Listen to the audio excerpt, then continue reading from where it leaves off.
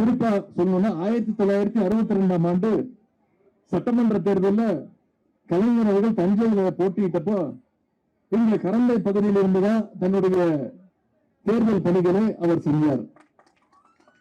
கலைஞர் அவர்கள் இன்னைக்கு சட்டமன்ற தேர்தலில் வெற்றி பெறணும்னு கரந்தை தமிழ்ச்சங்கத்துடைய நிர்வாகிகள் அத்தனை பேரும் பிரச்சாரத்தில் ஈடுபட்டாங்க.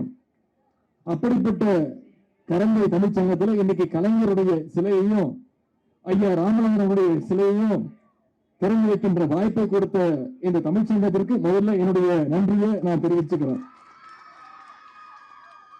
1911 துவங்கப்பட்ட இந்த சங்கம் இன்னைக்கு 100 ஆண்டுகளை கடந்து இந்த சங்கம் தமிழ் சேவை கல்வி சேவைன்னு சிறப்பா செயல்பட்டு வருகின்றது. தமிழுக்கு வர்ற ஆபத்துகளை எதிர்க்கிறது ஒரு பக்கம், தமிழுடைய பெருமையை பரப்புறது இன்னொரு பக்கம்னு இந்த சங்கத்துடைய பணிகள் மிகச்சிறப்பாக அமைஞ்சிருக்கு. தமிழை செம்மொழியாக அறிவிக்கணும்னு 1920 தீர்மானம் போட்டது, முதல் தீர்மானம் போட்டது இந்த கரந்தை தமிழ்ச்சங்கம் தான்.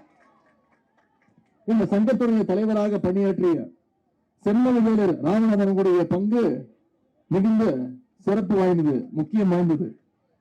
தமிழை செம்மொழியா அறிவிக்கணும்னு மிகப்பெரிய கையெழுத்து இயக்கத்தை நடத்தியவர். 1 கோடி பேர்கிட்ட கையெழுத்துக்களை வாங்கி அந்த கோரிக்கையை தலைவர் கலைஞரிடம் வைத்தவர். அந்த கோரிக்கைக்கு செயல்படுவம் கொடுத்த பெருமை முத்தமிழர் கலைஞர் அவர்களே சேரும்.